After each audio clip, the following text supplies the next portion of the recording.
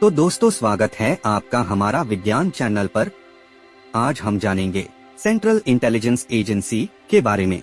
द्वितीय विश्व युद्ध के दौरान ब्रिटिश कमांडो की सफलता ने अमेरिकी राष्ट्रपति फ्रैंकलिन रूजवेल्ट को British secret intelligence service MI6 और स्पेशल ऑपरेशन एग्जीक्यूटिव की तर्ज पर एक खुफिया सेवा के निर्माण को अधिकृत करने के लिए प्रेरित किया।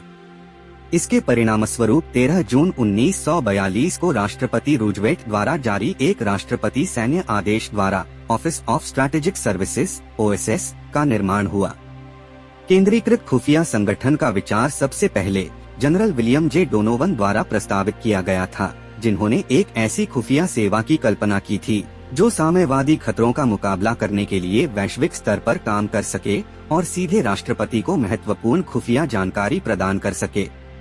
डोनोवन ने 1944 में राष्ट्रपति रूजवेल्ट को ये विचार प्रस्तावित किया, जिसमें उन्होंने एक सेंट्रल इंटेलिजेंस सर्विस के निर्माण का सुझाव दिया जो OSS के समान शांतिकालीन संचालन जारी रखेगी, जिसका नेतृत्व उन्होंने द्वितीय विश्व युद्ध के दौरान किया था। राष्ट्रपति रूजवेल्ट की मृत्यु के बाद नए राष्ट्रपति हैरी ट्रूमैन को एक ऐसा राष्ट्रपति पद विरासत में मिला जो मुख्य युद्धकालीन परियोजनाओं और वैश्विक खुफिया गतिविधियों के बारे में काफी हद तक अनजान था। प्रस्तावित सेंट्रल इंटेलिजेंस एजेंसी के बारे में ट्रूमैन का प्रारंभिक दृष्टिकोण एक साधारण सूचना एकत्र करने वाली इकाई का था, जो जासूसी नेटवर्क के बजाय वैश्विक समाचार सेवा के रूप में अधिक कार्य करेगी। उनका दृष्टिकोण डोनोवन के दृष्टिकोण से बिल्कुल अलग था, जो गेस्टापो के अमेरिकी संस्करण के निर्माण से बचने पर केंद्रित था।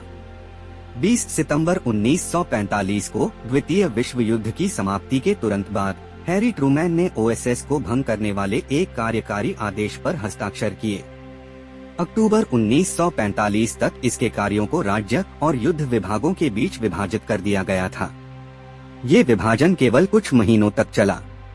सेंट्रल इंटेलिजेंस एजेंसी का पहला सार्वजनिक उल्लेख 1945 के अंत में जिम फॉरेस्टर और आर्थर रेडफोर्ड द्वारा अमेरिकी सीनेट सैन्य मामलों की समिति को प्रस्तुत किए गए कमांड पुनर्गठन प्रस्ताव पर दिखाई दिया।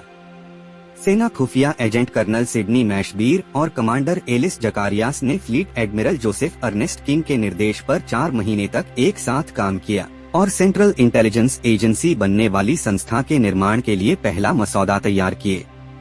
सैन्य प्रतिष्ठान, विदेश विभाग और federal bureau of investigation FBI के विरोध के बावजूद ट्रूमैन ने जनवरी 1946 में नेशनल इंटेलिजेंस अथॉरिटी NIA की स्थापना की। इसके परिचालन विस्तार को सेंट्रल इंटेलिजेंस ग्रुप CIG के रूप में जाना जाता था, जो CIA का प्रत्यक्ष पूर्ववर्ती था। सेंट्रल इंटेलिजेंस एजेंसी 26 जुलाई 1947 को बनाई गई थी, जब हैरी ट्रूमैन ने राष्ट्रीय सुरक्षा अधिनियम पर हस्ताक्षर किए थे। एजेंसी के निर्माण के लिए एक प्रमुख प्रेरणा द्वितीय विश्व युद्ध की समाप्ति के बाद USSR के साथ बढ़ते तनाव थे। और भी ऐसे वीडियोस के लिए सब्सक्राइब करें।